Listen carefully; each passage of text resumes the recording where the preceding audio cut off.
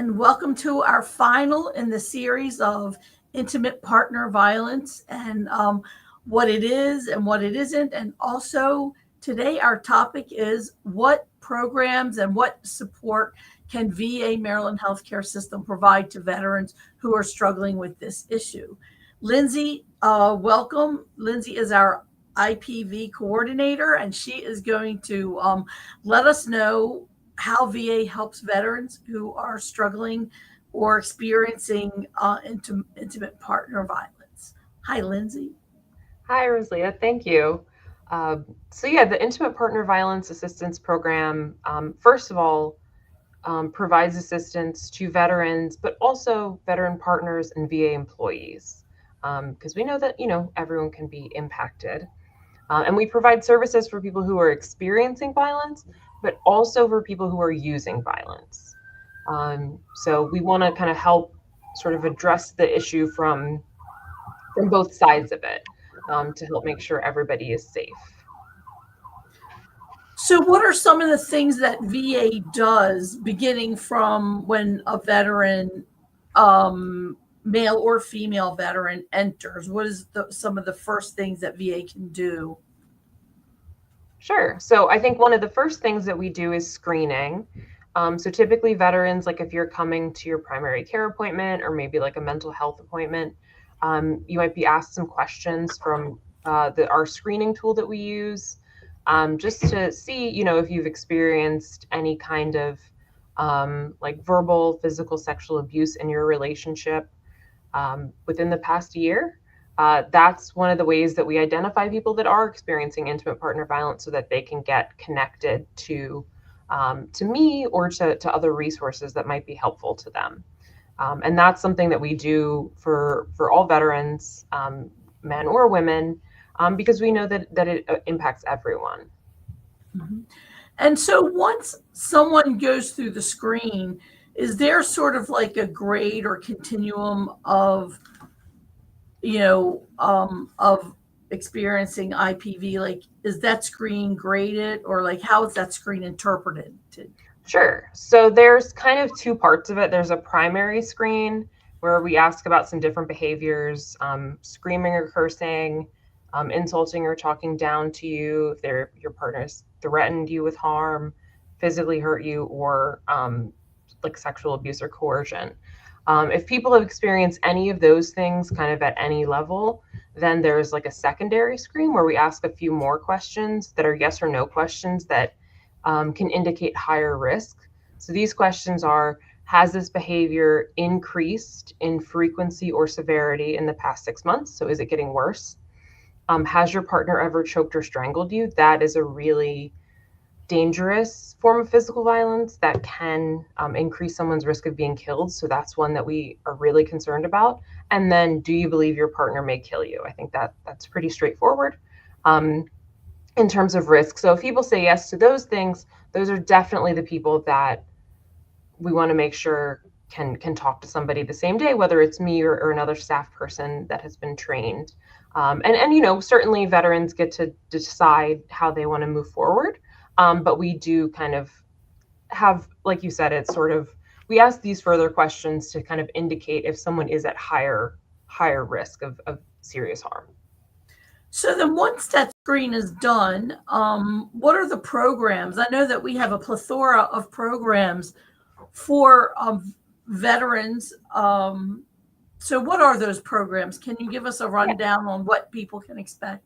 Absolutely. And I'll just say kind of generally what I do in my role. We have some specific like therapeutic interventions that I'll talk about, but also things I can do, just making sure people are connected to the resources they need, whether it's in the VA or the community. That often looks like local domestic violence agencies, legal support comes up a lot, emergency shelter, support groups, stuff like that. I can help people with safety planning, whatever their situation is, to trying to help them be as safe as possible. We can talk more about risks and, provide some more education, things like that. So we have a few different programs, specific programs that people can get into. There's one for people who are experiencing violence. That's called RISE. And then we have strength at home, which is for people who are using violence, or for couples where there's violence. So RISE I can talk about first. It's an acronym, like like everything here. It stands for Recovering from Intimate Partner Violence Through Strengths and Empowerment, which is way too long. So RISE. This is, like I said, it's for people who are either currently experiencing intimate partner violence or have recently experienced it.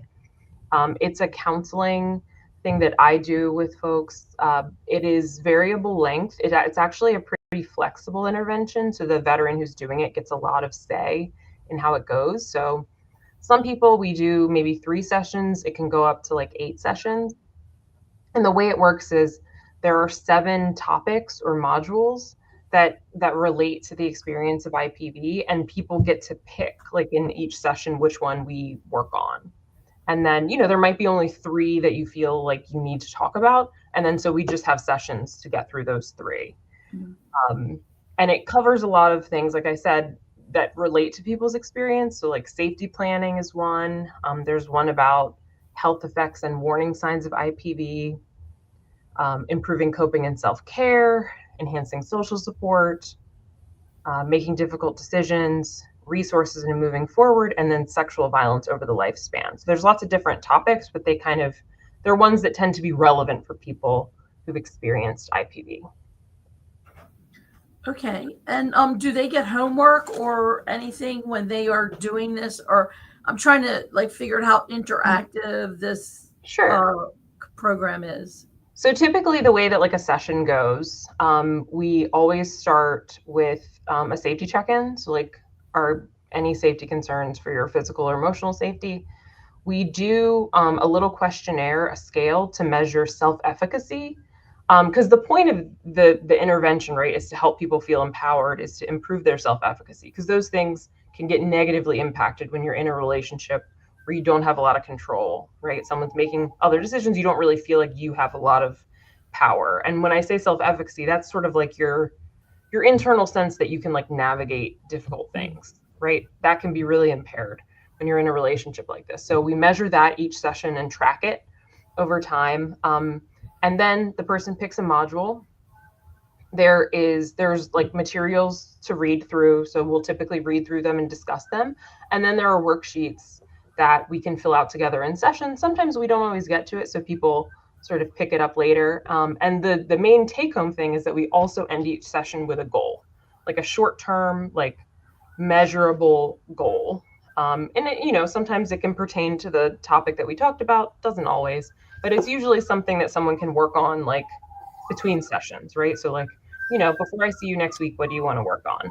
And then that's something that we'll then check in on the next session. And that's part of the whole empowerment piece, right? If you can set a goal and then you can meet it or work towards that goal, then that builds that sense of self-efficacy. So that's sort of the main homework piece, I guess, is kind of whatever your goal is to sort of work on that. And these are weekly sessions? Yeah, typically, yes. Yeah. All right. So, and what kind of success rate, do veterans who are in this program ever talk about how it's been helpful to them, or have they left feeling like they have a better handle on their own self-efficacy? Yeah, absolutely. I've been doing it for kind of almost 2 years now, and I've seen probably close to 30 veterans come through. And definitely I've just finished with some people recently, and I did hear from people that it did give them a greater sense of empowerment, right? I don't have to maybe feel guilty about these things. I don't have to interact with this ex-partner that was abusive to me. And it is worth for me to spend the time to talk about these things and work through them, so that I can get to a place where I'm feeling better. So yeah, I think I've definitely gotten feedback like that people have found, they find the information helpful. I think people find the information very validating, especially when we talk about the impacts of experiencing intimate partner violence, right? People can kind of see that the things that they're going through are not just them, that they're common, unfortunately. And that it makes sense that you would feel this way. So I think that I've heard that a lot from people, that it is, it sort of gets them thinking in a different way, maybe about the situation, and feeling a little bit more able to move forward. And then the next program you mentioned is Strength at Home. Can you Yeah. talk a little bit about this? Yes. So Strength at Home is actually kind of two things. So there's a Strength at Home veterans program. So that's a 12-week therapy group for veterans who are being aggressive in their relationships or might be at risk of being aggressive in their relationships. And then there's Strength at Home couples, which is an 8-week group and it includes the veteran and their partner, both of them in the group. And this is typically for couples where there's usually like kind of like verbal, emotional violence kind of going both ways. Both of the groups cover some of the same material. Certainly the veterans group is longer, so it allows for a little bit more depth on some things. But both of them start with kind of a discussion of, what are different forms of intimate partner violence, so that people can maybe recognize for themselves, like what they might be doing, what they might be experiencing also. We talk about the impact of trauma on relationships, right? So, a lot of veterans that we deal with have experienced trauma, whether in the military or outside of it. And there are lots of different things that can come up with trauma, right? Whether it's like feeling like emotionally numb, whether it's being like kind of on edge, easily startled, irritable, lack of trust, like those things that come up with trauma, they can clearly impact a relationship. So we talk about how those things relate. We get to sort of conflict and managing conflict. We talk about the technique of timeouts in both groups. The veterans group gets a little more into like what is anger, and sort of analyzing where your anger comes from, how to kind of deal with like sort of survival mode thinking, and stress. But then the bulk of both groups is about communication. So we talk about some of this kind of background stuff, and then we get into communication. So we talk about like, where did your communication style come from? How did you learn to communicate in your family, in the military, etc. We talk about active listening, assertive messages, how to communicate feelings, and common communication traps, common issues that come up. Like, for example, always and never is not a super helpful way to communicate with your partner, right? You always do this, you never do that. So we talk about things like that come up a lot, and how to maybe better communicate those messages. And then usually at the end, we kind of talk about with people what their best next step is. So sometimes for veterans that are in the veterans group, they maybe then want to do couples therapy with their partner, or maybe they want to do some more work and they get into trauma therapy. And then for the couples, they might want to do more sustained couples therapy now that they maybe have a little bit more stability to do that. So you mentioned that these are groups, and I'm assuming that people are all talking about these same topics all at the same time. How dynamic are the groups? Do they, do veterans and their partners report back that hearing other people explain how things have impacted them, or how their positive coping skills are working? What is the dynamic like for these groups? Yeah, I think, well, first of all, I'll say they're not like large groups. We try to keep them relatively small because, we want everyone to sort of get a chance to share. And it is pretty deep stuff sometimes. But what I've experienced in the groups I've led, and certainly, these interventions were developed by people within the VA and studied, right? So there's studies that people can look up that show that there are positive effects. What I found is that, yes, like you're saying, it's like validating for people to kind of hear from other people that they have similar experiences. I think sometimes when we all have problems, it can feel very isolating, especially these sorts of issues when it comes to like abuse or relationship problems, conflict like that. So it is always nice to hear that like other people like feel the same way. And I think it's also really nice for veterans to be able to give each other feedback too, because some people like approach things very differently, right? So we might have someone, like, for example, when we talk about anger, right, we talk about, expressing anger, and some people are passive. Some people can be aggressive, and we want to kind of shoot for a midpoint of being assertive, right? And so when you have people who are passive and you have people who are aggressive in the same group, you have people with different, coming at it from different sides that can give each other feedback that is that can be really valuable. And sometimes, people don't always want to hear like from me or from the other facilitators, or you don't want to hear from like the social worker or psychologist. You want to hear from another veteran. And I think that that's been really nice. And sometimes, it's giving each other feedback like, hey man, I am thinking of a group I did before, and a veteran, we sort of witnessed an interaction with someone else.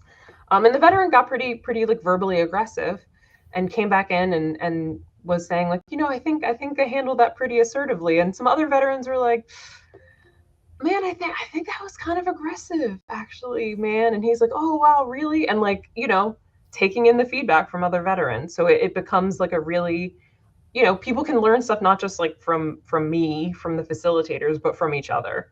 And I think that can be much more valuable, maybe not more valuable, but just as valuable as kind of the material that we're presenting. So are there any other programs that VA offers to Certainly. veterans who are in the midst of healing from IPV, or to get them on the road of healing from? Yeah, I think so. The ones I talked about, RISE and Strength at Home, those are the ones that kind of live under the umbrella of the Intimate Partner Violence Assistance Program. But I think at the VA generally, there are lots of other resources. That's kind of what's great about being here, right? That we have so many things within our system that can help people. So I think on a practical level, when it comes to like resources, obviously we have an entire department that helps people with housing, right? We have our Community Resource and Referral Center, the Homeless Walk-in Clinic, the HUD-VASH program that can help people to make sure that they're stably housed, because that can be a huge barrier for people that might be wanting to leave and an abusive relationship. We also, I think in terms of like mental health and other counseling, we have sort of so many different options. We have a general mental health clinic for people that want kind of traditional therapy. We have the Recovery Center at Perry Point that offers a lot of groups, and they have like anger management groups. They have groups about healthy relationships. So there are other forums for people to be able to kind of explore these issues, maybe especially, hopefully before they get to the point that things are getting violent or dangerous. We have like a trauma therapy. We have a trauma recovery program where people can do a little bit more work on their traumas, hopefully, so they don't impact their relationships. Or sometimes people have experienced an abusive relationship maybe farther in their past, and they're still dealing with the effects of that. And sometimes trauma therapy can be a really helpful tool to deal with that. And we also have other like general couples therapy for people that might be, again, not to the point that like there's violence happening, but you need a little bit of help figuring out how to communicate with each other in a healthy way, right? How to navigate these conflicts. So we have couples therapy through our FIT, which is Family Intervention Team. So there's kind of a wide variety of resources to sort of address some of these issues. Hopefully, before it gets to the point that there's violence in your relationship. But yeah, so I think that there's a lot of options here. So I have a little bit of an off-the-wall question. I have read that many people are reticent to leave a relationship that might not be healthy if they have a pet, if they have no place, and they don't want to leave their pet behind, and if they don't have, so do we work with veterans who have pets who don't want to leave their pets behind, and what does that look like? Absolutely. So in that case, it's a lot of usually working with community resources. So, because certainly there are some shelters that don't accept pets. So we work with the domestic violence agencies, usually in the Veterans County. And then there's other pet-related resources, places like RescueWell, that can maybe do a temporary foster or can help care for a pet that maybe can't go into shelter. And some agencies we can get help with, like putting someone in a hotel where they can bring their pet with them. Mm-hmm. So certainly we definitely work with a lot of our community partners to deal with those situations. But it's certainly something that we are always willing to work with, especially, we know a lot of our veterans have like service animals or support animals, and we don't, we want you to leave, we want you to be safe and do things that are good for your well-being, and not being around your support animal is not good for your well-being. So we want to make sure that you can stay with them. And I know that's an area that a lot of our community partners and kind of the intimate partner violence, domestic violence world generally is working on improving with. And I know that there are like national companies like Purina and places like that try to work with sort of this world to help improve access for people with pets. Oh, that's really good to know, because I know in the past there was a barrier having a pet or wanting to keep that pet. And what about children? Oftentimes, children may be involved. We have a lot of younger veterans these days. So veterans with families, is there support for their families who may be dependents?